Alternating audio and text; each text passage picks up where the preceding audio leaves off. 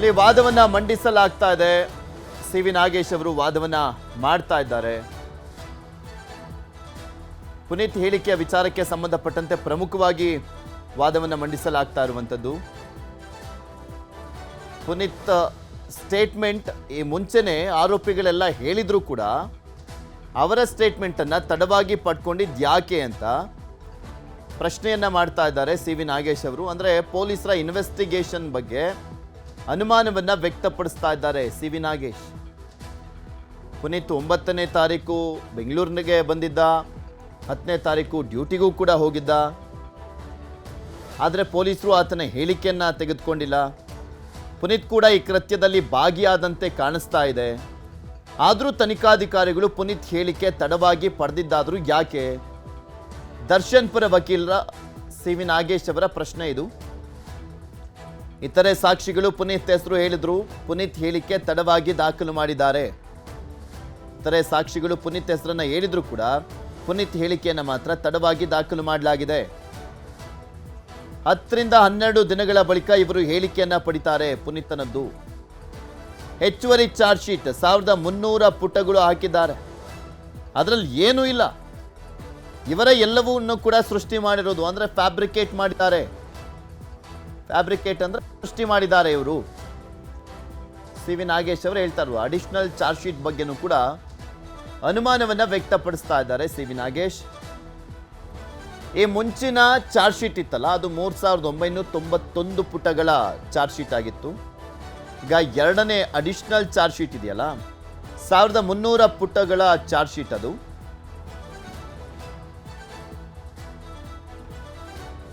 Totally 5291 ಪುಟಗಳ charge sheet ಆಗಿದೆ ರೇಣುಕಾ ಸ್ವಾಮಿ ಕೊಲೆ ಪ್ರಕರಣಕ್ಕೆ ಸಂಬಂಧಪಟ್ಟಂತೆ.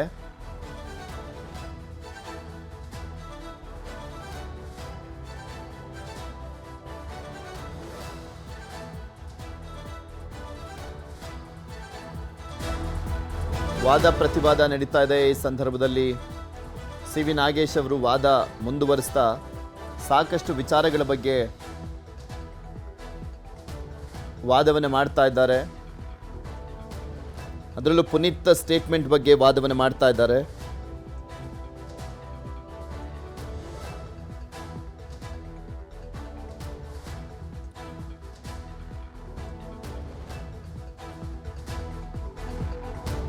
ಪೊಲೀಸರ ತನಿಖೆಯ ಬಗ್ಗೆ ಅನುಮಾನವನ್ನು ವ್ಯಕ್ತಪಡಿಸ್ತಾ ಇದ್ದಾರೆ ಸಿ.ವಿ. ನಾಗೇಶ್ ಅವರು. ಅಡಿಷನಲ್ ಚಾರ್ಜ್ ಶೀಟ್ ಬಗ್ಗೆನೂ ಕೂಡ ಅನುಮಾನವನ್ನು ವ್ಯಕ್ತಪಡಿಸ್ತಾ ಇದ್ದಾರೆ. ಪುನೀತ್ ಹೇಳಿಕೆಯ ವಿಚಾರಕ್ಕೆ ಸಂಬಂಧಪಟ್ಟಂತೆ ಮೆನ್ಷನ್ ಮಾಡ್ತಾ ಇವರು ಸಾಕಷ್ಟು ಸಾಕ್ಷಿಗಳನ್ನು ಸೃಷ್ಟಿ ಮಾಡಿದ್ದಾರೆ, ಫ್ಯಾಬ್ರಿಕೇಟ್ ಮಾಡಿದ್ದಾರೆ. ಪುನೀತ್ ಹೇಳಿಕೆಯಲ್ಲಿ ನಾನು ಅಲ್ಲಿದ್ದೆ, ಇಲ್ಲಿದ್ದೆ, ತಿರುಪತಿ ಹೋಗಿದ್ದೆ, ಪುಟ್ಪರ್ತಿ ಹೋಗಿದ್ದೆ, ಫುಟ್ಪಾತ್ ಮೇಲೆ ಮಲಗಿದ್ದೆ, ತಮಿಳುನಾಡಿಗೆ ಹೋಗಿದ್ದ, ಅದು ಇದು ಅಂತೆಲ್ಲ ಹೇಳಿದ್ದಾನೆ. ಬಳಿಕ ಜೂನ್ 19ರಂದು ನಾನು ಬೆಂಗಳೂರಿಗೆ ವಾಪಸ್ ಬಂದೆ ಅಂತ ಹೇಳಿದ್ದಾನೆ. ಯಾಕೆ ಸುತ್ತಾಡ್ತಾ ಇದ್ದೆ ಅಂತ ಹೇಳಿದ್ರೆ ಹೆದರಿಕೆ ಆಗ್ತಾ ಇತ್ತು ಅಂತ ಹೇಳ್ತಾರೆ. ಸಾಕ್ಷಿಗೆ ಯಾಕೆ ಹೆದರಿಕೆ ಆಗತ್ತೆ? ಸಾಕ್ಷಿಗೆ ಯಾಕೆ ಹೆದರಿಕೆ ಆಗತ್ತೆ ಅಂತ ಸಿ.ವಿ. ನಾಗೇಶ್ ಅವರ ಪ್ರಶ್ನೆ. ಇದೆಲ್ಲ ನಂಬೋ ಥರ ಇದೆಯಾ? ಸಿ.ವಿ. ನಾಗೇಶ್ ಅವರು ಹೇಳ್ತಾ ಇರೋದು ಇದೆಲ್ಲ ನಂಬಂಗಿದೆಯಾ ಅಂತ. ಪುನೀತ್ನ ಈ ಹೇಳಿಕೆಯನ್ನ ಹೆಚ್ಚುವರಿ ಚಾರ್ಜ್ ಶೀಟ್ನಲ್ಲಿ ತೋರಿಸಿದ್ದಾರೆ. ಪುನೀತ್ನ ಹೇಳಿಕೆಯನ್ನ ಹೆಚ್ಚುವರಿ ಚಾರ್ಜ್ ಶೀಟ್ನಲ್ಲಿ ತೋರಿಸಿದ್ದಾರೆ ಇವರು. ಅಡಿಷನಲ್ ಚಾರ್ಜ್ ಶೀಟ್ ಈಗ ಹಾಕಲಾಗಿದೆಯಲ್ಲ, ಅದರಲ್ಲಿ ತೋರಿಸಿದ್ದಾರೆ. ಇಲ್ಲಿ ಹೇಳಿಕೆಗಳು ಕೂಡ ಒಂದು ರೀತಿಯಾಗಿ ಸೃಷ್ಟಿ ಮಾಡದಂತೆ ಕಾಣಿಸ್ತಾ ಇದೆ. ಪೊಲೀಸರು ಫ್ಯಾಬ್ರಿಕೇಟ್ ಮಾಡಿದ್ದಾರೆ. ಇದನ್ನೆಲ್ಲ ನಂಬಕ್ಕಾಗತ್ತಾ ಅಂತ ಕೂಡ ಹೇಳಿದ್ದಾರೆ.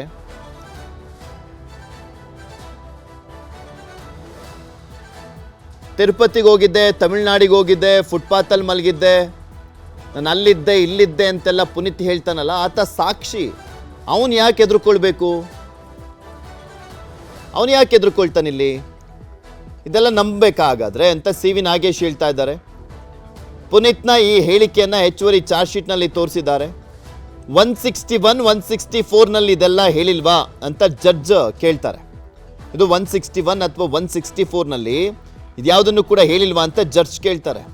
ಇಲ್ಲ, ಇದೆಲ್ಲ ಹೇಳಿಲ್ಲ ಅಂತ ಸಿ.ವಿ. ನಾಗೇಶ್ ಹೇಳ್ತಾರೆ. 161 164 ಅಂದರೆ ಪುನೀತ್ನದ್ದು ಪೊಲೀಸರ ಮುಂದೆ ಸ್ಟೇಟ್ಮೆಂಟು ಮತ್ತು ಮ್ಯಾಜಿಸ್ಟ್ರೇಟ್ ಮುಂದಿನ ಸ್ಟೇಟ್ಮೆಂಟ್ 164. ಅಲ್ಲಿದು ಯಾವುದು ಕೂಡ ಉಲ್ಲೇಖ ಆಗಿಲ್ವಾ ಅಂತ ಕೇಳ್ತಾರೆ ಜಡ್ಜು. ಇಲ್ಲ, ಇದೆಲ್ಲ ಹೇಳಿಲ್ಲ ಅಂತ ಸಿ ವಿ ನಾಗೇಶ್ ಹೇಳ್ತಾರೆ. ಯಾವುದನ್ನು ಕೂಡ ಹೇಳಿಲ್ಲ ಅಲ್ಲಿ ಅಂತ. ಈಗ ಅಡಿಷನಲ್ ಚಾರ್ಜ್ ಶೀಟ್ನಲ್ಲಿ ಮಾತ್ರ ಇದನ್ನು ಸೇರಿಸಿದ್ದಾರೆ. ಈ ಮುಂಚಿನ ಚಾರ್ಜ್ ಶೀಟ್ ಸಲ್ಲಿಕೆ ಮಾಡಲಾಗಿತ್ತಲ್ಲ ಫಸ್ಟ್ ಒನ್ನು, ಅದರಲ್ಲಿ ಎಲ್ಲೂ ಕೂಡ ಈತ ಹೇಳಿಲ್ಲ ಪುನೀತ್ತು ಅಂತ ಸಿ ವಿ ನಾಗೇಶ್ ಅವರು ಹೇಳ್ತಾ ಇದ್ದಾರೆ. ಪುನೀತ್ ಸ್ಟೇಟ್ಮೆಂಟ್ ಪ್ರಮುಖವಾಗಿ ಉಲ್ಲೇಖ ಮಾಡ್ತಾ ಇದ್ದಾರೆ ಸಿ ವಿ ನಾಗೇಶ್.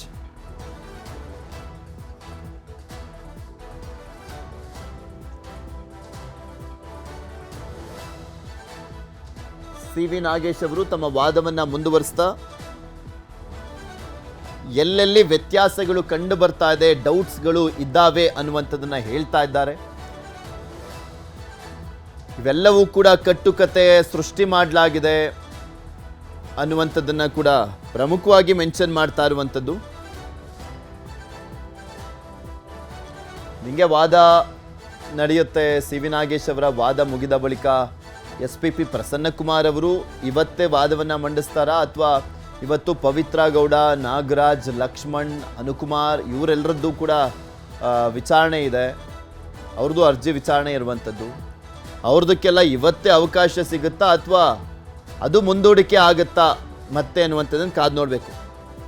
ಇವತ್ತಂತೂ ಈ ಪ್ರಕರಣದಲ್ಲಿ ಯಾರ ತೀರ್ಪು ಬರೋದಿಲ್ಲ, ಯಾರ ತೀರ್ಪು ಕೂಡ ಬರೋದಿಲ್ಲ. ತೀರ್ಪನ್ನು ಕಾಯ್ದಿರಿಸುವಂಥ ಸಾಧ್ಯತೆ ಇದೆ.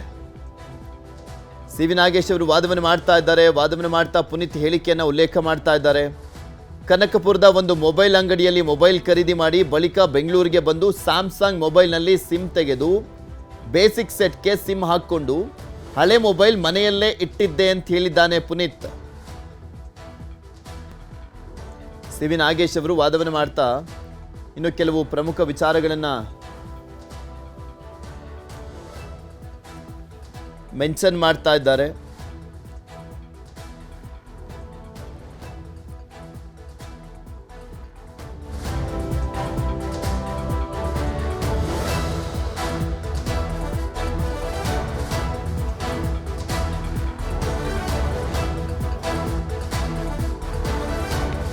ಪುನೀತ್ ವಿಚಾರಕ್ಕೆ ಸಂಬಂಧಪಟ್ಟಂತೆ ವಾದವನ್ನು ಮಾಡಲಾಗ್ತಾ ಇದೆ.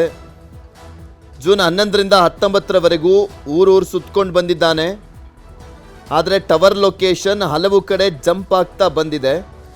ಆದರೆ ಒಂದೇ ಒಂದು ಕಾಲ್ ಕೂಡ ಇಲ್ಲ. ಅದು ಬೆಂಗಳೂರಿನಲ್ಲೇ ಇತ್ತು. ಈ ಬಗ್ಗೆ ಸಾಕ್ಷಿಗಳನ್ನು ನಾನೇ ಕೊಡ್ತೀನಿ ಅಂತ ಸಿ ವಿ ನಾಗೇಶ್ ಅವರು ಹೇಳ್ತಾ ಇದ್ದಾರೆ. ಪುನೀತ್ ಹೇಳಿಕೆಯನ್ನು ಉಲ್ಲೇಖ ಮಾಡ್ತಾ ಪ್ರಮುಖ ಸಾಕ್ಷಿ ಆಗಿರುವಂಥ ಪುನೀತ್ ಹೇಳಿಕೆಯನ್ನು ಉಲ್ಲೇಖ ಮಾಡ್ತಾ ಸಿ ವಿ ನಾಗೇಶ್ ಅವರು ಜೂನ್ 11ರಿಂದ 19ರವರೆಗೂ ಊರೂರು ಸುತ್ಕೊಂಡು ಬಂದಿದ್ದಾನೆ. ಆದರೆ ಟವರ್ ಲೊಕೇಶನ್ ಹಲವು ಕಡೆ ಜಂಪ್ ಆಗ್ತಾ ಬಂದಿದೆ. ಒಂದೇ ಒಂದು ಕಾಲ್ ಕೂಡ ಇಲ್ಲ. ಆದರೆ ಆತ ಬೆಂಗಳೂರಿನಲ್ಲೇ ಇದ್ದ. ಈ ಬಗ್ಗೆ ಸಾಕ್ಷಿಗಳನ್ನು ನಾನೇ ಕೊಡ್ತೀನಿ ಅಂತ ಸಿ ವಿ ನಾಗೇಶ್ ಹೇಳ್ತಾ ಇದ್ದಾರೆ. ಇದಕ್ಕೆ ಸಂಬಂಧಿಸಿದ ಟವರ್ ಲೊಕೇಶನ್ ಕೂಡ ಹಾಕಿದ್ದಾರೆ. ಈ ವಿಚಾರಕ್ಕೆ ಸಂಬಂಧಪಟ್ಟಂತೆ ಪೊಲೀಸರು ಒಂದು ಕಡೆ ಟವರ್ ಲೊಕೇಶನ್ ಅನ್ನು ಹಾಕಿದ್ದಾರೆ.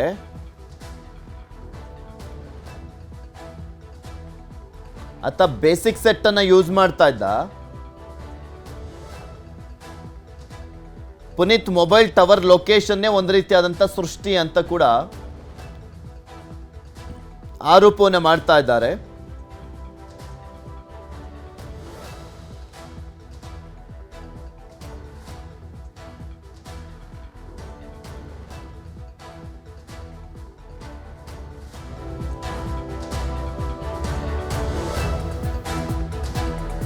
ಸಾಕಷ್ಟು ಸಾಕ್ಷಿಗಳನ್ನು ಸೃಷ್ಟಿ ಮಾಡಲಾಗಿದೆ ಅನ್ನುವಂಥದ್ದು ಸಿ ವಿ ನಾಗೇಶ್ ಅವರ ಆರೋಪ. ವಾದವನ್ನು ಮಾಡ್ತಾ ಇಲ್ಲಿ ಪೊಲೀಸರು ಸಾಕಷ್ಟು ಸಾಕ್ಷಿಗಳನ್ನು ಸೃಷ್ಟಿ ಮಾಡಿದ್ದಾರೆ. ಇಲ್ಲದೆ ಇರೋದನ್ನೆಲ್ಲ ತಗೊಂಬಂದಿದ್ದಾರೆ. ಈ ಮುಂಚೆ ಅವರು ಕೆಲ ಹಂತದ ನ್ಯಾಯಾಲಯದಲ್ಲಿ ವಾದವನ್ನು ಮಾಡಬೇಕಾದ್ರೆ ಕೆರಿಬಿಯನ್ ನೈಟ್ಸ್ಗೆಲ್ಲ ಹೋಲಿಕೆ ಮಾಡಿಸಿದ್ರು. ಕೆರಿಬಿಯನ್ ನೈಟ್ಸ್ಗೆಲ್ಲ ಹೋಲಿಕೆ ಮಾಡ್ತಾ ವಾದವನ್ನು ಮಾಡಿದ್ರು. ಈಗ ಈ ಸಾಕ್ಷಿಗಳ ಬಗ್ಗೆನೂ ಕೂಡ ಉಲ್ಲೇಖ ಮಾಡ್ತಾ ಇದೆಲ್ಲ ನಂಬುವಂಥದ್ದ ಅಂತ ಹೇಳ್ತಾ ಇದ್ದಾರೆ ಸಿ ವಿ ನಾಗೇಶ್. ಯಾವುದಾದ್ರೂ ನಂಬಂಗಿದೆಯಾ? 161, 164ನಲ್ಲಿ ಎಲ್ಲೂ ಕೂಡ ಇಲ್ಲದಿರುವಂಥ ವಿಚಾರಗಳು ಈಗ ಅಡಿಷನಲ್ ಚಾರ್ಜ್ ಶೀಟ್ನಲ್ಲಿ ಉಲ್ಲೇಖ ಮಾಡಿದ್ದಾರೆ. ಇದರಲ್ಲೇ ಗೊತ್ತಾಗ್ತಾ ಇದೆ ಇದ್ಯಾವುದು ಕೂಡ ನಂಬುವಂಥದ್ದಲ್ಲ ಅಂತ ಸಿ ವಿ ನಾಗೇಶ್ ಅವರು ವಾದವನ್ನು ಮಾಡ್ತಾ ಇದ್ದಾರೆ. ಪುನೀತ್ ಮೊಬೈಲ್ ಟವರ್ ಲೊಕೇಶನ್ನೇ ಒಂದು ಸೃಷ್ಟಿ. ಪುನೀತ್ ಮೊಬೈಲ್ ಲೊಕೇಶನ್ನೇ ಒಂದು ಸೃಷ್ಟಿಯಾಗಿದೆ, ಪೊಲೀಸರು ಸೃಷ್ಟಿ ಮಾಡಿದ್ದಾರೆ ಅದನ್ನ ಅಂತ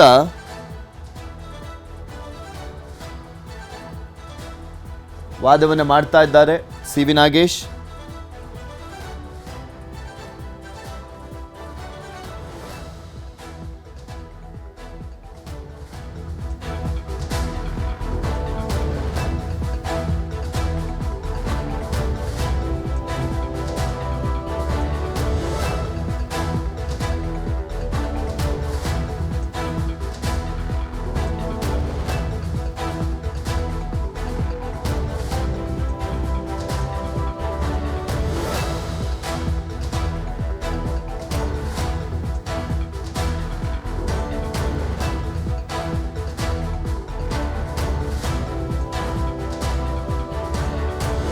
ವಾದ ಪ್ರತಿವಾದ ಮೇಯ್ನ್ ಆಗಿ ವಾದವನ್ನು ಮಂಡಿಸ್ತಾ ಇದ್ದಾರೆ ದರ್ಶನ್ ಪರವಾಗಿ ಸಿ ವಿ ನಾಗೇಶ್ ಅವರು. ಮೊನ್ನೆ ಕೇಳಿದಂಥ ಸಂದರ್ಭದಲ್ಲಿ ಎಷ್ಟೊತ್ತಾಗುತ್ತೆ ಅಂದರೆ 20 ನಿಮಿಷ ಅಂತ ಹೇಳಿದರು. ಆಲ್ರೆಡಿ ಅರ್ಧ ಗಂಟೆಯಿಂದಲೂ ಕೂಡ ವಾದವನ್ನು ಮಂಡಿಸ್ತಾ ಇದ್ದಾರೆ ಸಿ ವಿ ನಾಗೇಶ್. ಪುನೀತ್ ವಿಚಾರಕ್ಕೆ ಸಂಬಂಧಪಟ್ಟಂತೆ ಪ್ರಮುಖವಾಗಿ ವಾದವನ್ನು ಮಾಡಲಾಗ್ತಾ ಇದೆ.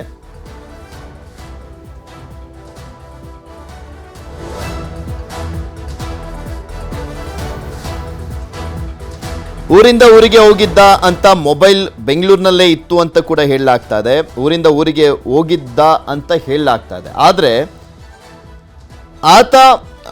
ಆತನ ಮೊಬೈಲ್ ಬೆಂಗಳೂರಿನಲ್ಲೇ ಇತ್ತು, ಕೇವಲ ಟವರ್ ಲೊಕೇಶನ್ ಮಾತ್ರ ಸ್ಥಳದಿಂದ ಸ್ಥಳಕ್ಕೆ ಜಂಪ್ ಆಗಿರೋದನ್ನು ತೋರಿಸಿದ್ದಾರೆ. ಜೂನ್ 13ರಿಂದ ಇತರ ಟವರ್ ಲೊಕೇಶನ್ ಜಂಪ್ ಆಗಿರೋದನ್ನು ತೋರಿಸಿದ್ದಾರೆ. ಸಿ ವಿ ನಾಗೇಶ್ ಅವರು ಡೌಟ್ಸ್ಗಳನ್ನು ವ್ಯಕ್ತಪಡಿಸ್ತಾ ಇದ್ದಾರೆ ಪೊಲೀಸರ ತನಿಖೆಯ ವಿಚಾರಕ್ಕೆ ಸಂಬಂಧಪಟ್ಟಂತೆ. ಇದು ಟ್ರಯಲ್ ಮ್ಯಾಟರ್, ವಿವರವಾದ ವಾದ ಬೇಡ ಅಂತ ಜಡ್ಜ್ ಹೇಳ್ತಾ ಇದ್ದಾರೆ. ಏನ್ ಹೇಳ್ತಾ ಇದ್ದೀರಾ ಚಿಕ್ಕದಾಗಿ ಹೇಳಿ ಅಂತ ಕೂಡ ಜಡ್ಜ್ ಮಧ್ಯದಲ್ಲಿ ಇಂಟರಪ್ಟ್ ಆಗ್ತಾ ಸಿ ವಿ ನಾಗೇಶ್ ಅವರಿಗೆ ಹೇಳ್ತಾ ಇದ್ದಾರೆ.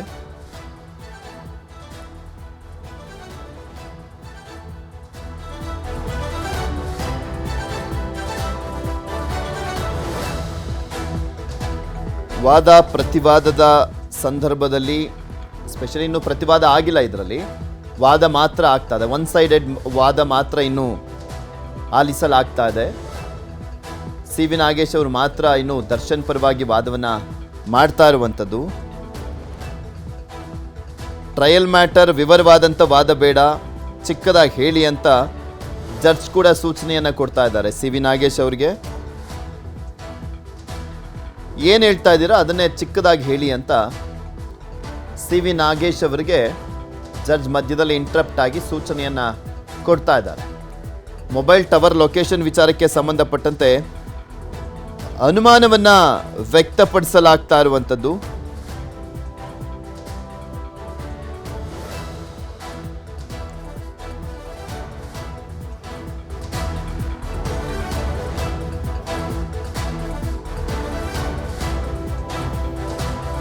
ಪುನೀತ್ ಗೋವಾಗೆ ಹೋಗ್ಲಿಕ್ಕೆ ಟಿಕೆಟ್ ಬುಕ್ ಆಗಿರೋದು ಜೂನ್ 21ರಂದು.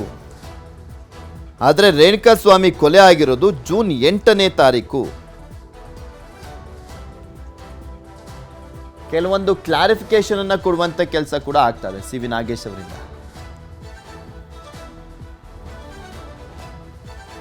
ಅದು ಮೇಯ್ನ್ ಆಗಿ 15 ನಿಮಿಷದಿಂದಲೂ ಪುನೀತ್ ವಿಚಾರಕ್ಕೆ ಸಂಬಂಧಪಟ್ಟಂತೆ ವಾದವನ್ನು ಮಾಡ್ತಾ ಇದ್ದಾರೆ ಸಿ ವಿ ನಾಗೇಶ್. ಈ ಸಂದರ್ಭದಲ್ಲಿ ಕೆಲವೊಂದು ಪ್ರಮುಖ ವಿಚಾರಗಳನ್ನು ಪ್ರಸ್ತಾಪ ಮಾಡಲಾಗ್ತಾ ಇದೆ.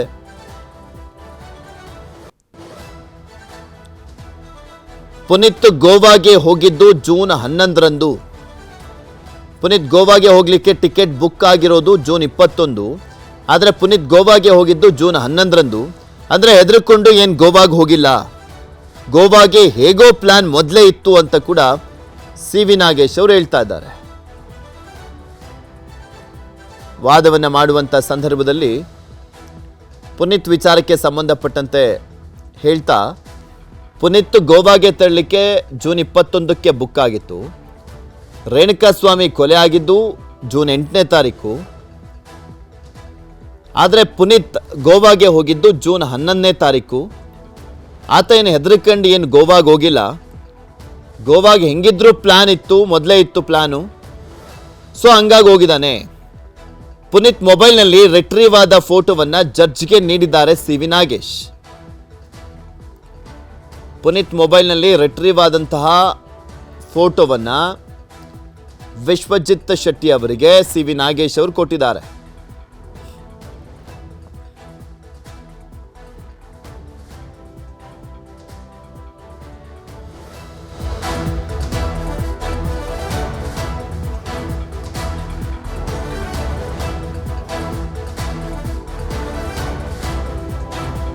ಸಿ ವಿ ನಾಗೇಶ್ ಅವರು ವಾದವನ್ನು ಮಾಡ್ತಾ ಇದ್ದಾರೆ ದರ್ಶನ್ ಪರವಾಗಿ. ಈ ಸಂದರ್ಭದಲ್ಲಿ ಪುನೀತ್ ವಿಚಾರಕ್ಕೆ ಸಂಬಂಧಪಟ್ಟಂತೆ ಕೆಲವೊಂದು ಪ್ರಮುಖ ವಿಚಾರಗಳನ್ನು ಪ್ರಸ್ತಾಪ ಮಾಡಲಾಗ್ತಾ ಇದೆ.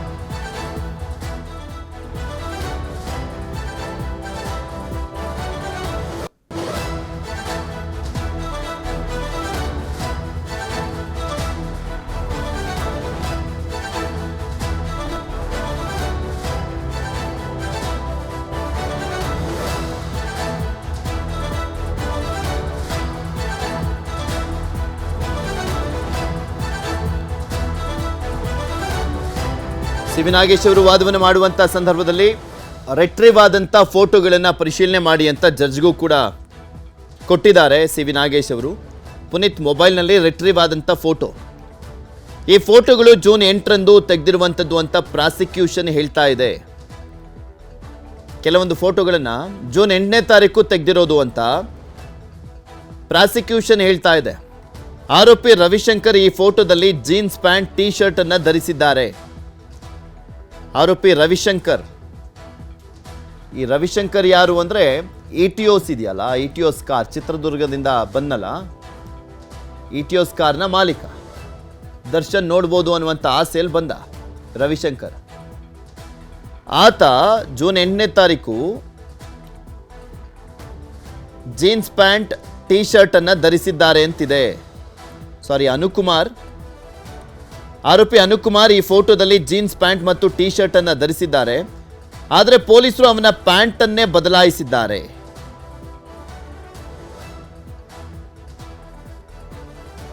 ಅನುಕುಮಾರ್ ವಿಚಾರದ ಬಗ್ಗೆ ಮೆನ್ಷನ್ ಮಾಡಲಾಗ್ತಾ ಇದೆ.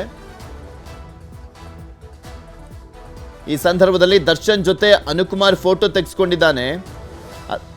ಆದರೆ ಪೊಲೀಸರು ಆತನ ಪ್ಯಾಂಟ್ ಅನ್ನೇ ಬದಲಾಯಿಸಿದ್ದಾರೆ ಅಂತ ಹೇಳ್ತಾ ಇದ್ದಾರೆ ಸಿ ವಿ ನಾಗೇಶ್.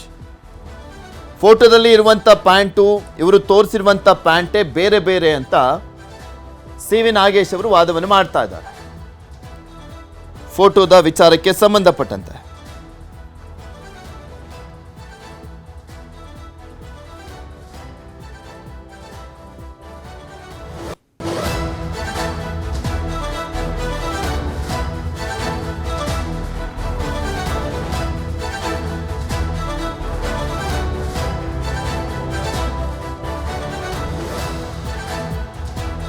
ಇದ್ರ ಬಗ್ಗೆ ಇನ್ನಷ್ಟು ಮಾಹಿತಿಯನ್ನ ಕೊಡ್ತಾ ಹೋಗ್ತಾರೆ ನಮ್ಮ ಪ್ರತಿನಿಧಿ ಗಂಗಾಧರ್. ನಮ್ಮ ಜೊತೆ ನೇರ ಸಂಪರ್ಕದಲ್ಲಿ ಜಾಯ್ನ್ ಆಗಿದ್ದಾರೆ. ಗಂಗಾಧರ್, ಸಿ ವಿ ನಾಗೇಶ್ ಅವರು ಪ್ರಮುಖವಾಗಿ ಐ ವಿಟ್ನೆಸ್ಗಳ ವಿಚಾರಕ್ಕೆ ಸಂಬಂಧಪಟ್ಟಂತೆ ಸ್ವಇಚ್ಛಾ ಹೇಳಿಕೆಯಲ್ಲಿ ಏನಿದೆ ಅನ್ನುವಂಥದ್ದನ್ನ ಮೆನ್ಷನ್ ಮಾಡ್ತಾ ಹೋಗ್ತಾ ಇದ್ರು. ಮತ್ತೊಂದು ಕಡೆ ಇಲ್ಲಿ ಪ್ರಮುಖವಾಗಿ ಪುನೀತ್ ವಿಚಾರಕ್ಕೆ ಸಂಬಂಧಪಟ್ಟಂತೆ ಸಾಕಷ್ಟು ಹೊತ್ತಿನಿಂದ ಅವರು ವಾದವನ್ನ ಮಾಡ್ತಾ ಇದ್ದಾರೆ. ಇದೆಲ್ಲವನ್ನು ಕೂಡ ನೋಡ್ತಾ ಹೋದಾದ್ರೆ ಈ ವಾದದ ಬಗ್ಗೆ ಹೈಲೈಟ್ಸ್ ಅಂತ ಗಮನಿಸಿದ್ರೆ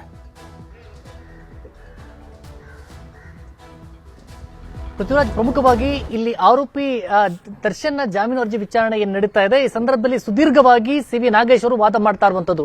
ಪ್ರಮುಖವಾಗಿ ಐ ವಿಟ್ನೆಸ್ ಗಳ 164 ಸ್ಟೇಟ್ಮೆಂಟ್ ಏನಿದೆ, ಅದರಲ್ಲಿ ಆರೋಪಿಗಳು ಹೇಳಿಕೆಯನ್ನು ದಾಖಲು ಮಾಡಿರುವಂತಹ ಒಂದು ವಿಚಾರ ಪ್ರಸ್ತಾಪ ಏನಿದೆ, ಆ ಒಂದು ಅಂಶಗಳನ್ನ ಉಲ್ಲೇಖ ಮಾಡಿ ಪ್ರಮುಖವಾದಂತಹ ಅಂಶಗಳನ್ನ ಅಲ್ಲಿ ಪ್ರಸ್ತಾಪ ಮಾಡ್ತಾ ಇರುವಂತದ್ದು. ಇದೇ ಸಂದರ್ಭದಲ್ಲಿ ಈಗ ಪುನೀತ್ ಅವರ ಒಂದು ಹೇಳಿಕೆ ಏನಿದೆ ಮತ್ತೆ ಅವರ ಸ್ಟೇಟ್ಮೆಂಟ್ ವಿಚಾರವಾಗಿ ಕೂಡ ಅದರ ಬಗ್ಗೆ ಪ್ರಸ್ತಾಪ ಮಾಡ್ತಾ ಇದ್ದಾರೆ.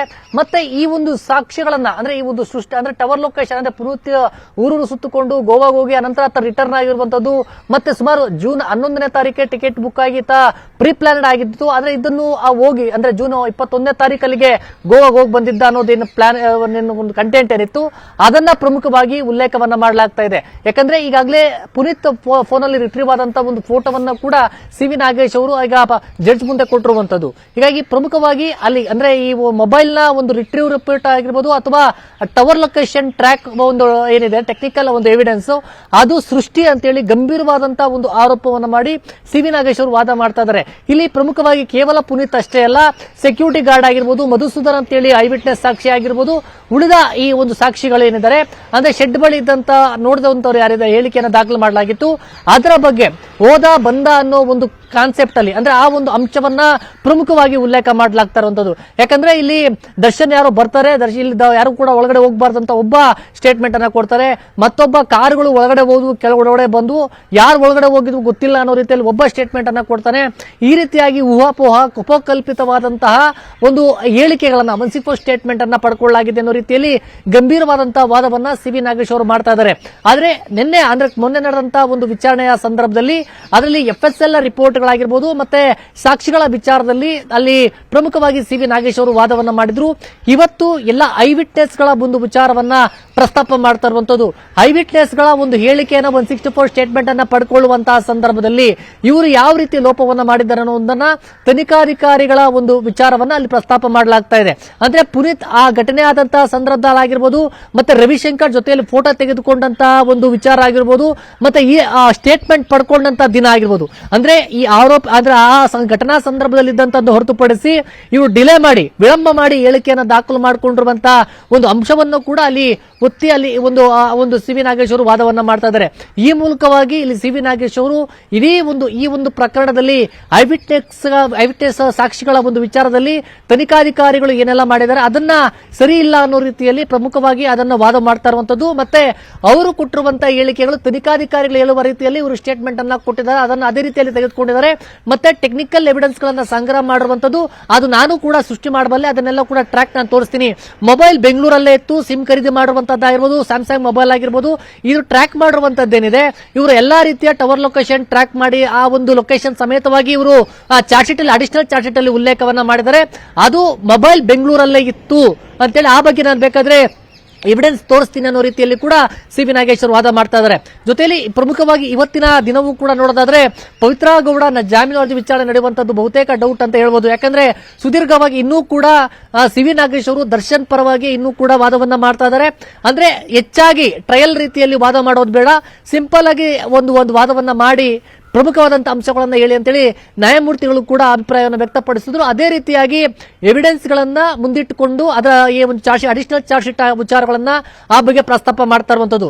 ಮೊದಲು ಚಾರ್ಜ್ ಶೀಟ್ ಅನ್ನ ಹಾಕಿದ್ರು, ಆ ಚಾರ್ಜ್ ಶೀಟ್ ಅಲ್ಲಿ ಇದ್ದಂತಹ FSL ರಿಪೋರ್ಟ್ ಆಗಿರ್ಬೋದು, ರಿಟ್ರೀವ್ ಆದಂತಹ ಫೋಟೋಗಳ ವಿಚಾರ ಆಗಿರ್ಬೋದು, ಮತ್ತೆ ಟೆಕ್ನಿಕಲ್ ಎವಿಡೆನ್ಸ್ ಗಳ ವಿಚಾರ ಆಗಿರ್ಬೋದು, ಮತ್ತೆ ಈ ಒಂದು ಹೇಳಿಕೆಗಳ ದಾಖಲು ವಿಚಾರ, ಮತ್ತೆ ಪೊಲೀಸರು FIR ದಾಖಲು ಮಾಡಿಕೊಳ್ಳುವಂತರ ಜೊತೆಯಲ್ಲಿ ಸೆಕ್ಷನ್ ಗಳನ್ನ ಮತ್ತೆ ಈ ಒಂದು ಸಾಕ್ಷಿಗಳ ಒಂದು ಉಲ್ಲೇಖ ಮಾಡಿರುವಂತದ್ದೆಲ್ಲವೂ ಕೂಡ ಸೃಷ್ಟಿಯ ರೀತಿಯಲ್ಲಿ ಮತ್ತು ಪ್ರತಿಯೊಂದು ಬಟ್ಟೆಯ ಒಂದು ವಿಚಾರದಲ್ಲೂ ಕೂಡ ರಕ್ತದ ಕಲೆಯ ವಿಚಾರ, ಬೂಟ್ನಲ್ಲಿ ಸಿಕ್ಕಂತ ಮಣ್ಣಿನ ಸ್ಯಾಂಪಲ್ ವಿಚಾರವನ್ನೆಲ್ಲ ಕೂಡ ಸಿ.ವಿ. ನಾಗೇಶ್ ಅವರು ಮೊನ್ನೆ ವಾದವನ್ನ ಮಾಡಿದ್ರು. ಆದ್ರೆ ಇವತ್ತಿನ ದಿನ ಐ ವಿಟ್ನೆಸ್ ಗಳ ಹೇಳಿಕೆಯನ್ನ ಪ್ರಮುಖವಾಗಿ ತೆಗೆದುಕೊಂಡು ಇವತ್ತು ವಾದವನ್ನ ಮಾಡ್ತಾ ಇದ್ದಾರೆ. ಇನ್ನೂ ಕೂಡ ಅದು ಕಂಟಿನ್ಯೂ ಆಗಿರುವಂತದ್ದು. ಈಗ ಸದ್ಯದ ಮಾಹಿತಿ ಪ್ರಕಾರವಾಗಿ ಇನ್ನೂ ಕೂಡ ಕಂಟಿನ್ಯೂ ಆಗುವಂತಹ ಸಾಧ್ಯತೆಗಳಿರುತ್ತೆ. ಆದ್ರೆ ಬಹುತೇಕ ಇವತ್ತಿನ ಇಡೀ ದಿನ ಕೂಡ ದರ್ಶನ್ ಒಂದು ವಾದ ಒಂದು ಕಂಟಿನ್ಯೂ ಆಗುವಂತಹ ಸಾಧ್ಯತೆಗಳು ಕೂಡ ಇರುವಂತದ್ದು. ಇನ್ನು ವಿಚಾರಣೆ ಮುಂದೂಡಿಕೆ ಅಂದ್ರೆ ಪವಿತ್ರ ಗೌಡ ಸೇರಿದಂತೆ ಉಳಿದ ಆರೋಪಿಗಳ ಜಾಮೀನು ಅರ್ಜಿ ವಿಚಾರಣೆ ಇದೆ, ಅದು ಮುಂದೂಡಿಕೆ ಆಗುವಂತಹ ಸಾಧ್ಯತೆಗಳು ಹೆಚ್ಚಾಗಿದೆ.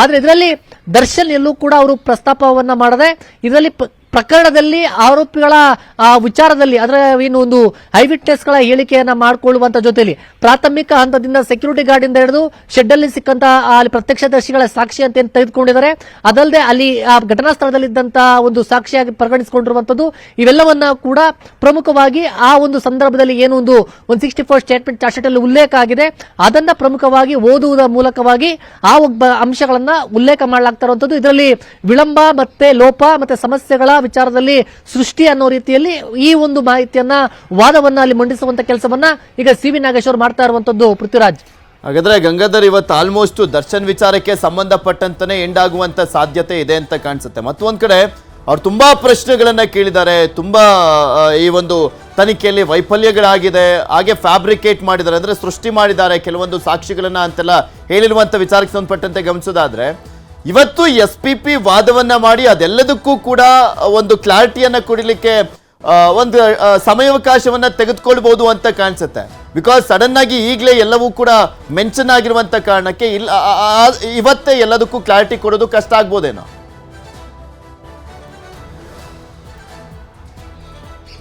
ಖಂಡಿತವಾಗಿ ಪೃಥ್ವಿರಾಜ್, ಯಾಕಂದ್ರೆ ಸಿ.ವಿ. ನಾಗೇಶ್ ಅವರು ಆರೋಪಿ ದರ್ಶನ್ ಪರವಾಗಿ 2 ದಿನಗಳ ಕಾಲ ಸುದೀರ್ಘವಾದಂತಹ ವಾದ ಮಂಡನೆ ಮಾಡ್ತಾ ಇದ್ದಾರೆ. ಇನ್ನೂ ಕೂಡ ಈಗ ಸಮಯ 4:30ವರೆಗೂ ಕೂಡ ಹೋಗಿದೆ. ಅದು ಇನ್ನೂ ಕೂಡ 1 ಗಂಟೆಗಳ ಹೆಚ್ಚುವರಿಯಾಗಿ ಕೂಡ ಹೋಗಬಹುದು.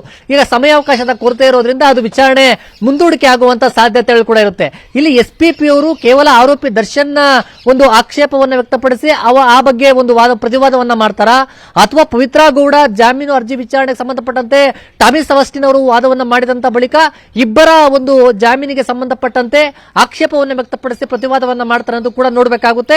SPP ಅವರು ಈಗ ಯಾವ ರೀತಿ ಅವರು ಮಾಡ್ತಾರೆ ಅಂತ ಹೇಳಿ. ಆದ್ರೆ ಇಲ್ಲಿ ಪ್ರಮುಖವಾಗಿ 2 ದಿನಗಳ ಕಾಲ ತೆಗೆದುಕೊಂಡಂತ ಸಮಯ ಏನು ಸಿ.ವಿ. ನಾಗೇಶ್ ಅವರದಾಗಿರುವಂತದ್ದು. ಹೀಗಾಗಿ ಇವರು ಕೂಡ ಅಂದ್ರೆ SPP ಅವರು ಕೂಡ ಪ್ರತಿವಾದವನ್ನ ಮಾಡಲಿಕ್ಕೆ ಹೆಚ್ಚು ಸಮಯವನ್ನ ತೆಗೆದುಕೊಳ್ಳಬಹುದು. ಅದರಲ್ಲಿ ಯಾಕಂದ್ರೆ ಕೇವಲ ಇಲ್ಲಿ ಆರೋಪಿ ದರ್ಶನ್ ಮಾತ್ರ ಅಲ್ಲ, ಇಲ್ಲಿ ಆರೋಪಿ ದರ್ಶನ್ ಆಗಿರಬಹುದು, ಪವಿತ್ರ ಗೌಡ A1 A2 ಆರೋಪಿಗಳಾಗಿರುವಂತದ್ದು. ಈಗ ಅವರ ಒಂದು ಸಂಬಂಧಪಟ್ಟಂತೆ ಇವಾಗ ಸಿ.ವಿ. ನಾಗೇಶ್ ಅವರು ಏನು ಒಂದು ವಾದವನ್ನ ಮಾಡ್ತಾ ಇದ್ದಾರೆ, ಆ ಆರೋಪಕ್ಕೆ ಸಂಬಂಧಪಟ್ಟಂತೆ ಮತ್ತೆ ಅವರು ಕೊಟ್ಟಂತ ವಾದಕ್ಕೆ ಪ್ರತಿವಾದವಾಗಿ ಅಂಶಗಳೆಲ್ಲವೂ ಕೂಡ ಉಲ್ಲೇಖ ಮಾಡಬೇಕಾಗುತ್ತೆ. ಅದಕ್ಕೆ ಅವಕಾಶವನ್ನ ಕೇಳುವಂತ ಸಾಧ್ಯತೆಗಳು ಕೂಡ ಹೆಚ್ಚಾಗಿದೆ. ಹೀಗಾಗಿ ಇವತ್ತಿನ ಇಡೀ ದಿನ ದರ್ಶನ್ದೇ ಒಂದು ವಾದವನ್ನ ಅಂದ್ರೆ ಅಲ್ಲಿ ವಾದವನ್ನ ಮಾಡಬಹುದು.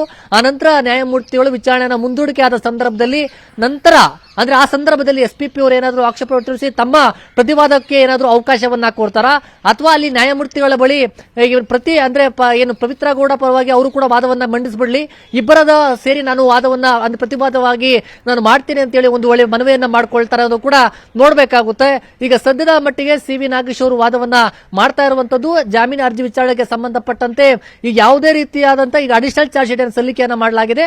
ಅಡಿಷನಲ್ ಚಾರ್ಜ್ ಶೀಟ್ ಅಲ್ಲಿ ಇದ್ದಂತ ಐ ವಿಟ್ನೆಸ್ ಸಾಕ್ಷಿಗಳ ಒಂದು ವಿಚಾರ ಮತ್ತೆ ಅದ್ರ ಮನೆ FSL ರಿಪೋರ್ಟ್ ಆಗಿರಬಹುದು, ಮತ್ತೆ ಫೋಟೋಗಳು ರಿಟ್ರೀವ್ ಆಗಿರುವಂತಹ ಫೋಟೋಗಳ ಒಂದು ವಿಚಾರವನ್ನ ಗಂಭೀರವಾಗಿ ತೆಗೆದುಕೊಂಡು ಆ ಒಂದು ಪ್ರಸ್ತಾಪವನ್ನ ಈಗ ಸಿ.ವಿ. ನಾಗೇಶ್ ಅವರು ಮಾಡ್ತಾ ಇರುವಂತದ್ದು.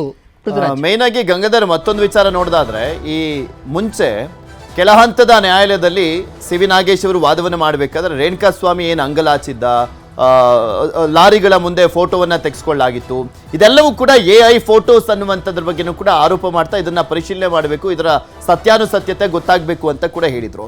ಈಗ ಮತ್ತೊಂದು ಫೋಟೋದ ವಿಚಾರ ಪ್ರಮುಖವಾಗಿ ಮೆನ್ಷನ್ ಮಾಡಿದ್ದಾರೆ. ಅದು ಅನುಕುಮಾರ್ ಫೋಟೋದ ಬಗ್ಗೆ, ದರ್ಶನ್ ಜೊತೆ ತೆಗೆಸ್ಕೊಂಡಿದ್ದದ್ರ ಬಗ್ಗೆ ಅವತ್ತು ಹಾಕಿದ್ದು. ಅಂದ್ರೆ ಫೋಟೋದಲ್ಲಿರುವಂತ ಜೀನ್ಸ್ ಪ್ಯಾಂಟೇ ಬೇರೆ, ಇದರಲ್ಲಿ ಇವರು ರಿಕವರ್ ಮಾಡಿರುವಂತ ಜೀನ್ಸ್ ಪ್ಯಾಂಟೇ ಬೇರೆ ಅಂತ ಒಂದು ಪ್ರಮುಖ ವಿಚಾರ ಮೆನ್ಷನ್ ಮಾಡ್ತಾ ಇರುವಂತದ್ದು. ಇದೆಲ್ಲಾದ್ರೂ ಒಂದ್ ಸ್ವಲ್ಪ ವ್ಯತ್ಯಾಸ ಆಗಿದ್ರು ಕೂಡ ಅಂದ್ರೆ ಫ್ಯಾಬ್ರಿಕೇಟ್ ಅಂತ ಏನು ಆರೋಪ ಮಾಡ್ತಾ ಇದ್ದಾರೆ ನಾಗೇಶ್ ಅವರು, ಅದಕ್ಕೆ ಪುಷ್ಟಿ ಸಿಕ್ಕಂತಾಗುತ್ತಾ ಅಂತ?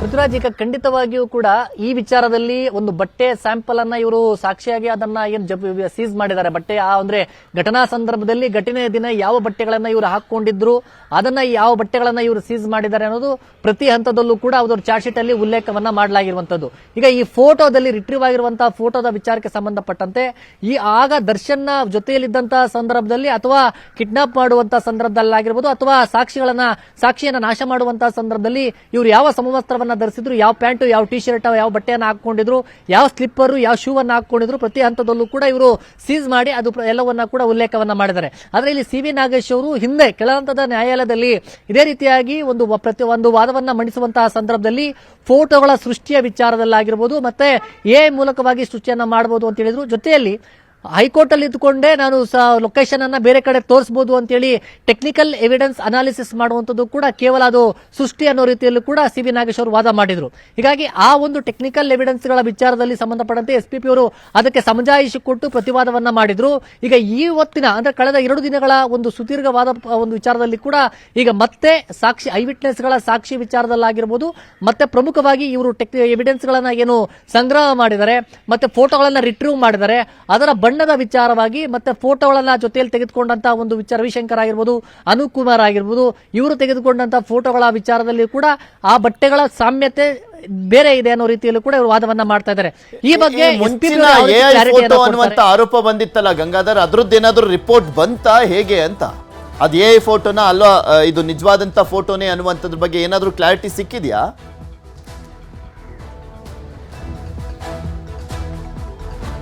ಪೃಥ್ವಿರಾಜ್, ಪ್ರಮುಖವಾಗಿ ರಿಟ್ರೀವ್ ಆಗುವಂತದ್ದು ಇದು ಸರ್ಕಾರಿ ಇಲಾಖೆಯಲ್ಲಿ ಅಂದ್ರೆ ಪೊಲೀಸ್ ಇಲಾಖೆಯಿಂದಲೇ FSL ಇಂದನೇ ರಿಟ್ರೀವ್ ಮಾಡಿಸುವಂತದ್ದು, ಮತ್ತೆ ಇದರ ಜೊತೆಯಲ್ಲಿ ಹೈದರಾಬಾದ್ ನ FSL ಇಂದಲೂ ಕೂಡ ರಿಟ್ರೀವ್ ಮಾಡಲಾಗಿರುವಂತದ್ದು. ಇದು ಯಾವುದೇ AI ಮೂಲಕ ಅಲ್ಲ ಅನ್ನೋ ರೀತಿಯಲ್ಲಿ SPP ಅವರು ಆ ಕೆಳಹಂತದ ನ್ಯಾಯಾಲಯದಲ್ಲಿ ನಡೆಯುವಂತ ಸಂದರ್ಭದಲ್ಲೇ ಮಾಡಿದ್ರು.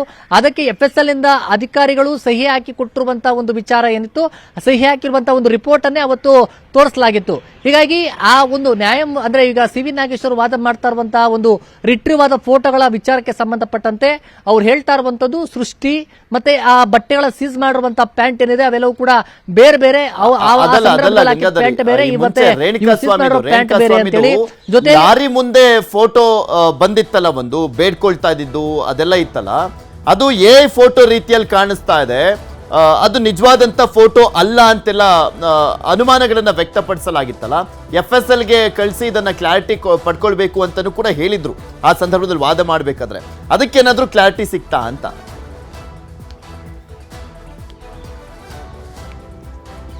ಖಂಡಿತವಾಗಿಯೂ ಪೃಥ್ವಿರಾಜ್, ಅವತ್ತಿನ ಸಂದರ್ಭದಲ್ಲಿ ಏನು ಕೋರ್ಟಲ್ಲಿ ಬೆಳವಣಿಗೆಗಳಾಯಿತು ಆ ಬಳಿಕ ತನಿಖಾಧಿಕಾರಿಗಳೇ ಸ್ಪಷ್ಟನೆಯನ್ನ ಕೊಟ್ಟರು. ಮತ್ತೆ ಆ ರಿಪೋರ್ಟ್ ಬಂದಿರುವಂತದ್ದೇನಿದೆ ಅಂದ್ರೆ ಆ ಫೋಟೋ ರಿಟ್ರೀವ್ ಆಗಿರುವಂತದ್ದು, ಅಂದ್ರೆ ಅದು ವಿನಯ್ ಫೋಟೋ ಮತ್ತೆ ಆರೋಪಿ ವಿನಯ್ ಏನಿದಾನೆ ಆತನ ಮತ್ತೆ ಆತನ ಫ್ರೆಂಡ್ ಅಂದ್ರೆ ಶೇರ್ ಮಾಡ್ಕೊಂಡಿದ್ರು ಫೋಟೋವನ್ನ, ಅವರಿಂದ ರಿಟ್ರೀವ್ ಆಗಿರುವಂತಹ ಒಂದು ಫೋಟೋ ಅಂದ್ರೆ ರೇಣುಕಾ ಸ್ವಾಮಿ ಲಾರಿ ಮುಂದೆ ಕೂತ್ಕೊಂಡು ಬೇಡ್ಕೊಳ್ತಾ ಇರುವಂತಹ ಒಂದು ಫೋಟೋ, ಮತ್ತೊಂದು ಫೋಟೋ ಕೂಡ, 2 ಫೋಟೋಗಳು ಒಟ್ಟಾರೆ ರಿಟ್ರೀವ್ ಆಗಿತ್ತು. ಇದು AI ಮೂಲಕ ಸೃಷ್ಟಿ ಮಾಡುವಂತದ್ದು, ಗ್ರಾಫಿಕ್ಸ್ ಮೂಲಕವಾಗಿ ಅದು ಫೋಟೋವನ್ನ ಕ್ರಿಯೇಟ್ ಮಾಡಲಾಗುತ್ತೆ ಅನ್ನೋ ರೀತಿಯಲ್ಲಿ ವಾದವನ್ನ ಮಾಡಲಾಗಿತ್ತು.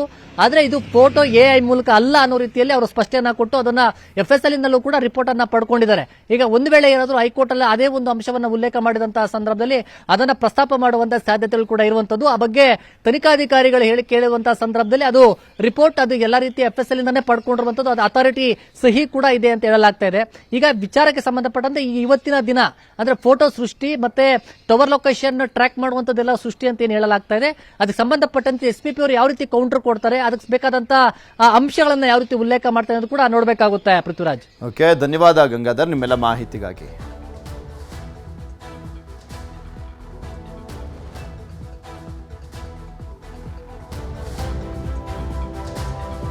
ಜೈಲಿನಿಂದ ಜಾಮೀನಿನ ಮೇಲೆ ರಿಲೀಸ್ ಆದ ಬಳಿಕ ಮತ್ತೆ ಹೇಳಿಕೆಯ ವಿಚಾರಕ್ಕೆ ಸಂಬಂಧಪಟ್ಟಂತೆ ಇಲ್ಲಿ ಸಿ ವಿ ನಾಗೇಶ್ ಅವರು ವಾದವನ್ನು ಮಾಡ್ತಾ ಇದ್ದಾರೆ. ರೇಣುಕಾ ಸ್ವಾಮಿಗೆ ಕಾಲಿನಿಂದ ಒದ್ರು, ಮರ್ಮಾಂಗಕ್ಕೆ ಒದ್ರು ಅಂತೆಲ್ಲ ಹೇಳಿದ್ದಾರೆ. ರೇಣುಕಾ ಸ್ವಾಮಿಗೆ ಊಟ ಕೊಡಿ, ನೀರು ಕೊಡಿ ಅಂತ ದರ್ಶನ್ ಹೇಳಿದ್ರು.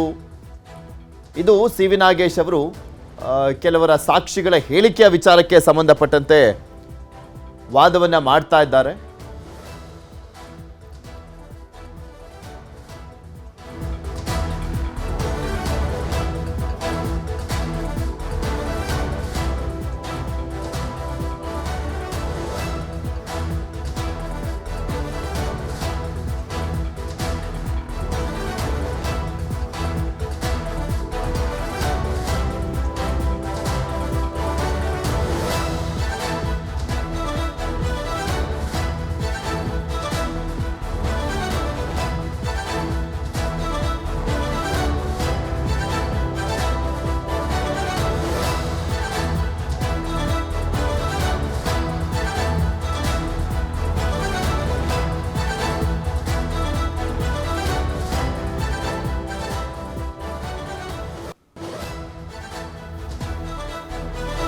ದರ್ಶನ್, ಪವಿತ್ರ ಗೌಡ, ನಾಗರಾಜ್, ಲಕ್ಷ್ಮಣ್, ಅನುಕುಮಾರ್ ಇವರೆಲ್ಲರದ್ದು ಕೂಡ ಅರ್ಜಿಯ ವಿಚಾರಣೆ ಇವತ್ತಿತ್ತು. ಆದರೆ ದರ್ಶನ್ ಅವರ ಒಬ್ಬರ ಅರ್ಜಿಯ ವಿಚಾರಣೆನೇ ಇವತ್ತೆಲ್ಲವೂ ಕೂಡ ಕಂಪ್ಲೀಟ್ ಆಗುತ್ತೆ ಅಂತ ಕಾಣಿಸುತ್ತೆ.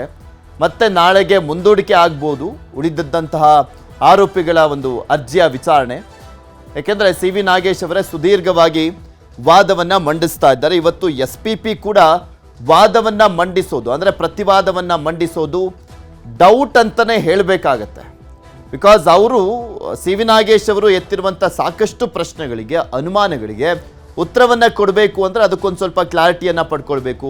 ಪೊಲೀಸರಿಂದಲೂ ಕೂಡ ಅದ್ರ ಬಗ್ಗೆ ಕ್ಲಾರಿಟಿಯನ್ನು ಪಡ್ಕೊಳ್ಬೇಕಾಗತ್ತೆ SPP ಪ್ರಸನ್ನ ಕುಮಾರ್ ಅವರು.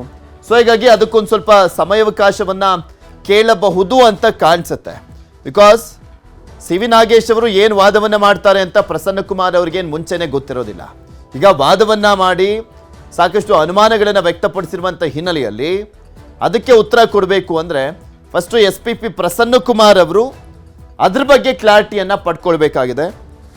ಮೋಸ್ಟ್ ಪ್ರಾಬಲಿ ಇನ್ನೂ ಕೂಡ ನಾಳೆಗೆ ಮುಂದೂಡಿಕೆ ಆಗಬಹುದು ಅಂತ ಕಾಣಿಸುತ್ತೆ.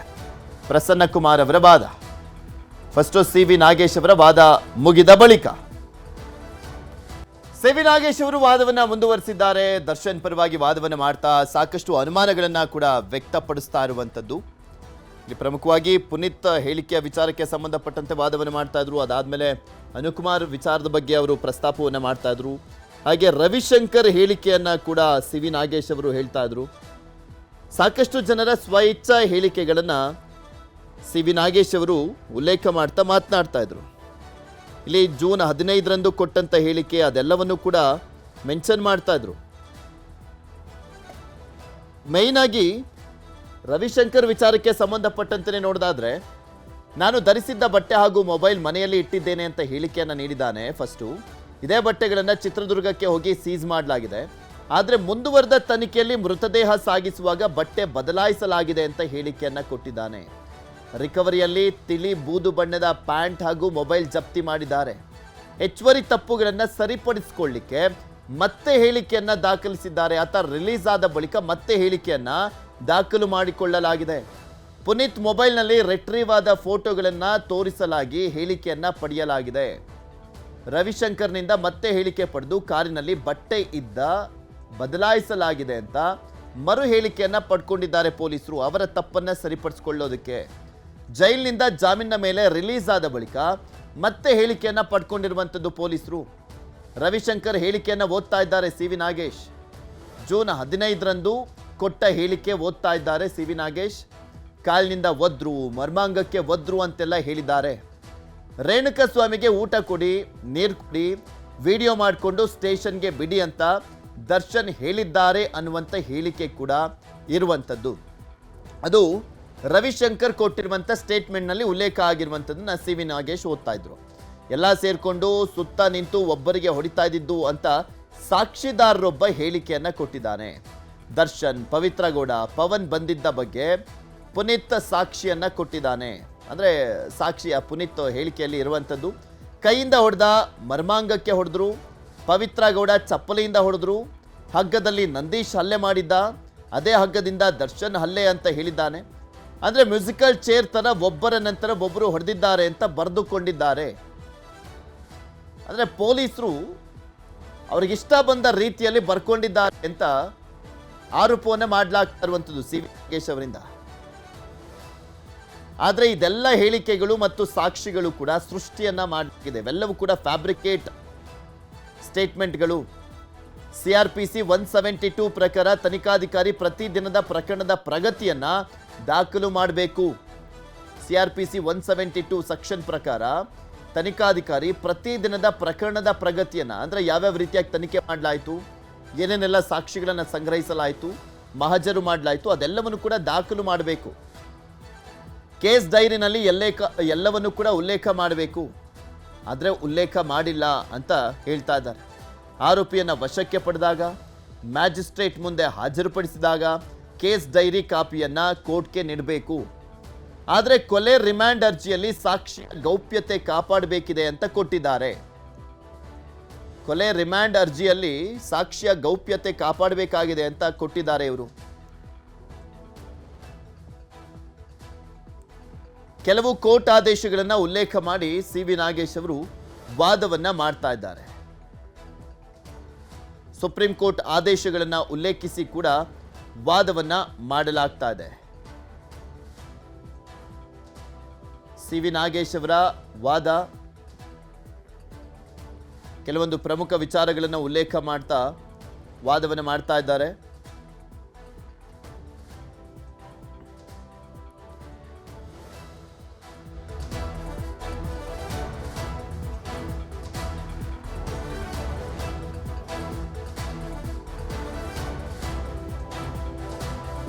ಸುಪ್ರೀಂ ಕೋರ್ಟ್ ಆದೇಶಗಳನ್ನು ಉಲ್ಲೇಖ ಮಾಡ್ತಾ ಇದ್ದಾರೆ. ಈ ಸೆಕ್ಷನ್ಗಳ ಉಲ್ಲೇಖ ಆಗಿದೆ, ಈ ಈ ಒಂದು ತೀರ್ಪಿನಲ್ಲಿ ಹಿಂಗಾಗಿದೆ ಹಂಗಾಗಿದೆ ಅಂತ ಸಿ.ವಿ. ನಾಗೇಶ್ ಅವರು ಮೇನ್ ಆಗಿ ಉಲ್ಲೇಖ ಮಾಡ್ತಾ ವಾದವನ್ನ ಮಾಡ್ತಾ ಇದ್ದಾರೆ.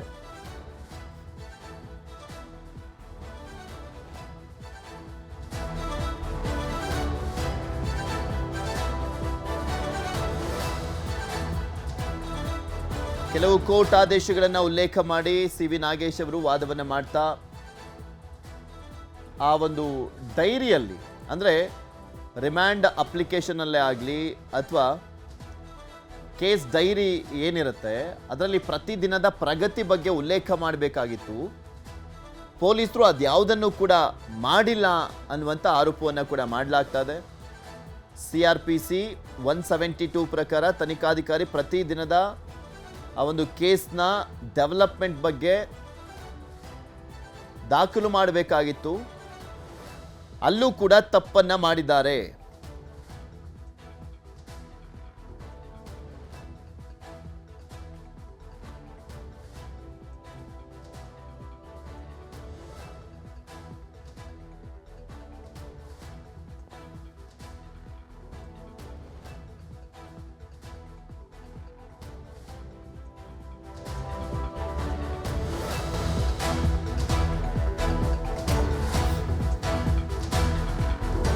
ಪ್ರತ್ಯಕ್ಷ ಸಾಕ್ಷಿಗಳ ಹೇಳಿಕೆಯನ್ನು ದಾಖಲಿಸಲಿಕ್ಕೆ ತನಿಖಾಧಿಕಾರಿ ವಿಳಂಬ ಮಾಡಿದ್ದಾರೆ. ಹೀಗಾಗಿ ಜಾಮೀನನ್ನ ಮಂಜೂರು ಮಾಡಬೇಕು ಅಂತ ಸಿ.ವಿ. ನಾಗೇಶ್ ಅವರ ವಾದ. ಕೊನೆಯ ಹಂತಕ್ಕೆ ಬಂದಿದೆ ಸಿ.ವಿ. ನಾಗೇಶ್ ಅವರ ವಾದ. ನನ್ನ ಕಕ್ಷಿದಾರನಿಗೆ ಜಾಮೀನನ್ನ ಮಂಜೂರು ಮಾಡಬೇಕು. ಪೊಲೀಸರು ಸಾಕಷ್ಟು ತಪ್ಪುಗಳನ್ನು ಎಸಗಿದ್ದಾರೆ, ಸೊ ಹೀಗಾಗಿ ಜಾಮೀನನ್ನ ಕೊಡಬೇಕು ಅಂತ ಕೇಳ್ತಾ ಇದ್ದಾರೆ. ಅದರಲ್ಲೂ ಮೇನ್ಲಿ ಅವರು ಮೊನ್ನೆಯಿಂದಲೂ ಕೂಡ ವಾದವನ್ನು ಮಾಡಿದ್ದು ಐ ವಿಟ್ನೆಸ್ಗಳ ಸ್ಟೇಟ್ಮೆಂಟ್ಗಳನ್ನು ಉಲ್ಲೇಖ ಮಾಡ್ತಾ ಇದ್ರು. ಇವತ್ತು ಆಲ್ಮೋಸ್ಟ್ ಐ ವಿಟ್ನೆಸ್ಗಳ ಸ್ಟೇಟ್ಮೆಂಟನ್ನು ಉಲ್ಲೇಖ ಮಾಡಿದ್ದು. ಮೊನ್ನೆ ಎಲ್ಲ ಅವರು ಈ ಸೆಕ್ಷನ್ಗಳನ್ನು ಹಾಕಿರೋದೇ ತಪ್ಪು, ಈ ಸೆಕ್ಷನ್ಗಳನ್ನು ಹಾಕಂಗೆ ಇಲ್ಲ. ಯಾವುದ್ಯಾವ್ದು ಸೆಕ್ಷನ್ಗಳು? ಸಾಕ್ಷ್ಯ ನಾಶದ ವಿಚಾರಕ್ಕೆ ಸಂಬಂಧಪಟ್ಟಂತೆ 201 ಮತ್ತು ಒಂದು ಕಡೆ ಕಿಡ್ನಾಪ್ ಪ್ರಕರಣಕ್ಕೆ ಸಂಬಂಧಪಟ್ಟಂತೆ 364 ಆಗಿರ್ಬೋದು, ಕೊಲೆ ಪ್ರಕರಣಕ್ಕೆ ಸಂಬಂಧಪಟ್ಟಂತೆ 302 ಹಾಕಿರುವಂಥ ಸೆಕ್ಷನ್ ಆಗಿರ್ಬೋದು. ಇನ್ನು ಭಯಪಡಿಸುವಂತಹ ಬಲವಂತದ ರೀತಿಯಲ್ಲಿ ಒತ್ತಡವನ್ನು ಹಾಕುವಂಥ ರೀತಿಯಲ್ಲಿ ಕಿಡ್ನಾಪ್ ಮಾಡಿ ಕರ್ಕೊಂಬರಲಾಗಿದೆ ಅನ್ನುವಂಥ ನಿಟ್ಟಿನಲ್ಲಿ 355 ಸೆಕ್ಷನನ್ನು ಕೂಡ ಹಾಕಲಾಗಿತ್ತಲ್ಲ, ಅದೆಲ್ಲದ್ರ ಬಗ್ಗೆನೂ ಕೂಡ ಈ ಸೆಕ್ಷನ್ಗಳು ಹಾಕಿದ್ದೇ ವ್ಯಾಲಿಡ್ ಅಲ್ಲ ಅಂತ ಸಿ.ವಿ. ನಾಗೇಶ್ ಅವರು ವಾದವನ್ನು ಮಾಡ್ತಾ ಇದ್ರು. ಇವೆಲ್ಲವೂ ಕೂಡ ಬೇಲಬಲ್ ಅಂತಲೂ ಕೂಡ ವಾದವನ್ನು ಮಾಡಿದ್ರು. ಅದಾದ್ಮೇಲೆ ಜಡ್ಜು ಕೂಡ ಹೇಳಿದ್ರು ಹೌದು ಇದೆಲ್ಲ ಬೇಲಬಲ್ ಅಂತ. ಇವತ್ತು ಐ ವಿಟ್ನೆಸ್ಗಳ ವಿಚಾರಕ್ಕೆ ಸಂಬಂಧಪಟ್ಟಂತೆ ವಾದವನ್ನು ಮಾಡ್ತಾ ಹೋದ್ರು. ಐ ವಿಟ್ನೆಸ್ಗಳ ಒಂದು ಸ್ಟೇಟ್ಮೆಂಟ್ಗಳಿತ್ತಲ್ಲ, CRPC 164 ಮತ್ತು CRPC 161 ಅಡಿಯಲ್ಲಿ ಏನು ಐ ವಿಟ್ನೆಸ್ಗಳು ಸ್ಟೇಟ್ಮೆಂಟನ್ನು ಪಡೆದುಕೊಳ್ಳಲಾಗಿದೆ, ಅದರಲ್ಲಿರುವಂಥ ವ್ಯತ್ಯಾಸದ ಬಗ್ಗೆನೂ ಕೂಡ ಸಿ.ವಿ. ನಾಗೇಶ್ ಅವರು ವಾದವನ್ನು ಮಾಡಿದ್ರು. ಆಲ್ಮೋಸ್ಟ್ ಅಂತಿಮ ಹಂತಕ್ಕೆ ಬಂದಿದೆ ಸಿ.ವಿ. ನಾಗೇಶ್ ಅವರ ವಾದ. 20 ನಿಮಿಷ ಆಗುತ್ತಷ್ಟೇ ಅಂತ ಹೇಳಿದರು ಮೊನ್ನೆ. ಆಲ್ಮೋಸ್ಟ್ 1.5 ಗಂಟೆಗಳ ಕಾಲ ಸಿ.ವಿ. ನಾಗೇಶ್ ಅವರು ವಾದವನ್ನು ಮಾಡಿದ್ದಾರೆ. ಹತ್ತತ್ರ 1 ಗಂಟೆಗಳ ಕಾಲ ವಾದವನ್ನು ಮಾಡಿದ್ದಾರೆ ಸಿ.ವಿ. ನಾಗೇಶ್. 20 ನಿಮಿಷ ಅಂತ ಹೇಳಿದಂಥವ್ರು 1 ಗಂಟೆಗಳ ಕಾಲ ವಾದವನ್ನು ಮಾಡಿದ್ದಾರೆ. ಇವತ್ತೇ SPP ವಾದವನ್ನು ಮಾಡುವಂಥದ್ದು ಡೌಟ್. ಏಕೆಂದರೆ ಸಾಕಷ್ಟು ಪ್ರಶ್ನೆಗಳು, ಅನುಮಾನಗಳು, ಕನ್ಫ್ಯೂಷನ್ಸ್ಗಳ ಬಗ್ಗೆ ಸಿ.ವಿ. ನಾಗೇಶ್ ಅವರು ವಾದವನ್ನು ಮಾಡಿದ್ದಂಥ ಹಿನ್ನೆಲೆಯಲ್ಲಿ ಅದಕ್ಕೆ ಕ್ಲಾರಿಟಿ ಕೊಡಬೇಕು ಅಂದರೆ ಸಮಯಾವಕಾಶ ಬೇಕಾಗುತ್ತೆ SPPಗೆ. IPC ಸೆಕ್ಷನ್ಗಳ ಅಡಿ ಅಪರಾಧ ಬಂದಾಗ ಸಾಕ್ಷಿಗಳ ಗೌಪ್ಯತೆಯನ್ನ ಕಾಪಾಡಬೇಕಾಗಿಲ್ಲ ಅಂತ ಕೂಡ ಹೇಳ್ತಾ ಇದ್ದಾರೆ. ಕೆಲವೊಂದು ಕೋರ್ಟ್ಗಳ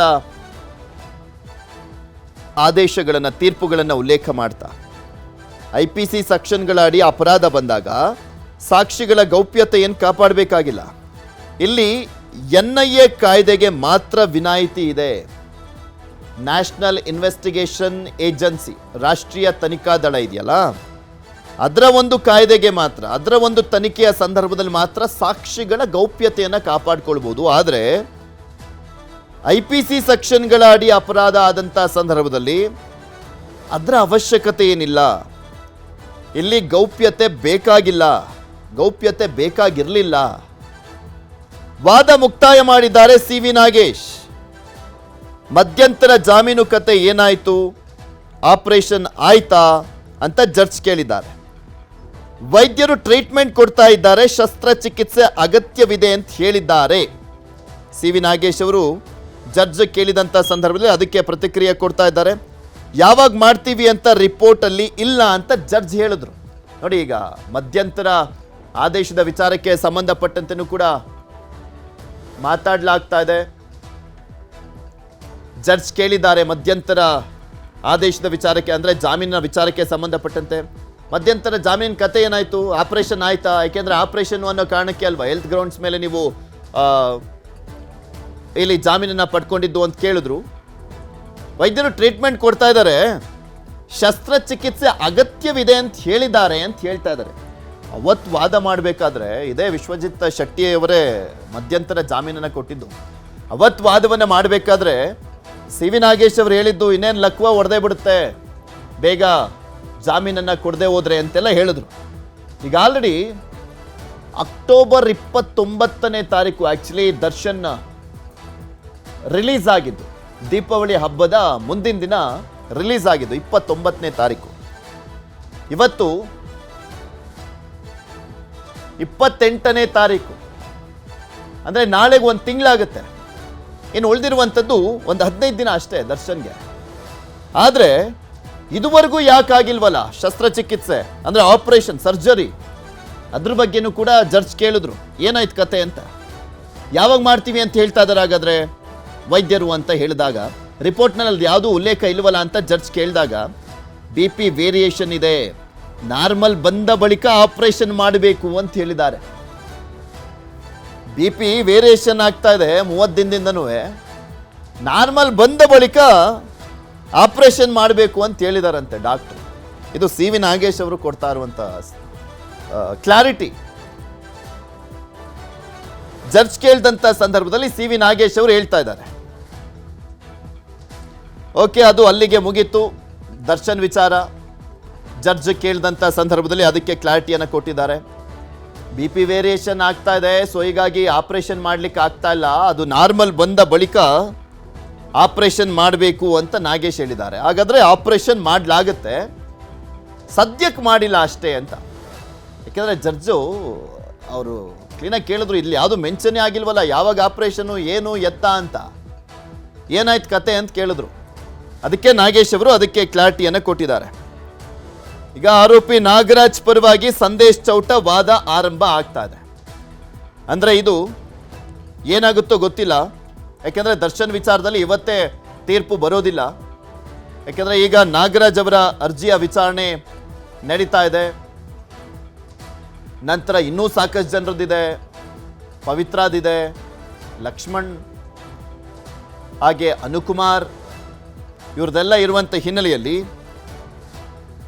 ಇವತ್ತೇ ಇದಕ್ಕೆ ತೀರ್ಪು ಬರೋದಿಲ್ಲ. ಇನ್ನು SPP ಸಮಯಾವಕಾಶ ಬೇರೆ ತಗೊಳ್ಬೇಕಾಗಿದೆ. ಸೊ ಏನಾಗುತ್ತೆ ಅನ್ನುವಂಥದ್ದನ್ನ ಕಾದು ನೋಡಬೇಕು. ಇವತ್ತಂತೂ ಯಾವ ಪ್ರಕರಣ, ಅಂದರೆ ಒಬ್ಬ ಆರೋಪಿಯ ಬಗ್ಗೆನೂ ಕೂಡ ತೀರ್ಪು ಬರೋದಿಲ್ಲ. ಆಲ್ರೆಡಿ CV ನಾಗೇಶ್ ಅವರು ವಾದವನ್ನು ಮುಕ್ತಾಯ ಮಾಡಿದ್ರು, ದರ್ಶನ್ ಪರವಾಗಿ ವಾದವನ್ನು ಮುಕ್ತಾಯ ಮಾಡಿದ್ದಾರೆ. ಹತ್ತತ್ರ 1 ಗಂಟೆ 10 ನಿಮಿಷಗಳ ಕಾಲ, ಆಲ್ಮೋಸ್ಟ್ 1 ಗಂಟೆ ಲೆಕ್ಕಾಚಾರ ಹಾಕ್ಕೊಂಡ್ರೆ 1 ಗಂಟೆ ವಾದವನ್ನು ಮಾಡಿದ್ದಾರೆ CV ನಾಗೇಶ್ ದರ್ಶನ್ ಪರವಾಗಿ.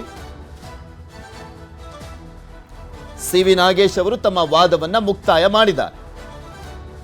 ಫಸ್ಟ್ ಏನ್ ಅನ್ಕೊಳ್ಳಾಗಿತ್ತು ಅಂದ್ರೆ ಸಿ ವಿ ನಾಗೇಶ್ ಅವರ ವಾದ ಮುಗಿದ ಬಳಿಕ ಪ್ರತಿವಾದವನ್ನ ಸ್ಪೆಷಲ್ ಪಬ್ಲಿಕ್ ಪ್ರಾಸಿಕ್ಯೂಟರ್ ಶುರು ಮಾಡಲಿದ್ದಾರೆ ಅಂತ. ಆದ್ರೆ ಹಂಗಾಗಿಲ್ಲ.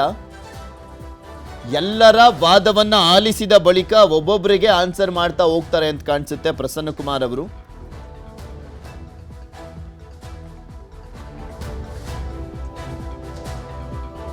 ಸಿ ವಿ ನಾಗೇಶ್ ಅವರ ವಾದ ಮುಕ್ತಾಯ ಆಯಿತು. ವಾದ ಮುಕ್ತಾಯದ ಕೊನೆಯ ಹಂತದಲ್ಲಿ ಜಡ್ಜ್ ದರ್ಶನ್ ಆರೋಗ್ಯದ ಬಗ್ಗೆನೂ ಕೂಡ ಕೇಳಿದ್ರು. ಏನಾಯ್ತು ಕತೆ ಅಂತೆಲ್ಲ ಕೇಳಿದ್ರು. ಈ ಟೈಮ್ನಲ್ಲಿ ನಾಗೇಶ್ ಅವರು ಹೇಳ್ತಾ ಇದ್ರು BP ವೇರಿಯೇಷನ್ ಆಗ್ತಾ ಇರುವಂತ ಕಾರಣಕ್ಕೋಸ್ಕರ ಆಪರೇಷನ್ ಮಾಡ್ಲಿಕ್ಕೆ ಆಗಿಲ್ಲ. BP ವೇರಿಯೇಷನ್ ಆಗ್ತಾ ಇತ್ತಲ್ಲ ಅದಕ್ಕೆ ಆಗಿಲ್ಲ. ನಾರ್ಮಲ್ ಬಂದ ಮೇಲೆ ಆಪರೇಷನ್ ಮಾಡ್ತಾರೆ ಅಂತ ಹೇಳಿದ್ದಾರೆ. ಸೊ BP ವೇರಿಯೇಷನ್ ಆಗ್ತಾ ಇದೆಯಂತೆ ದರ್ಶನ್ಗೆ. ಸೊ ಹೀಗಾಗಿ ಆಪರೇಷನ್ ಮಾಡಿಲ್ಲ ಅಂತ ನಾಗೇಶ್ ಅವರು ಅದಕ್ಕೊಂದು ಉತ್ತರವನ್ನು ಕೊಟ್ಟಿದ್ದಾರೆ.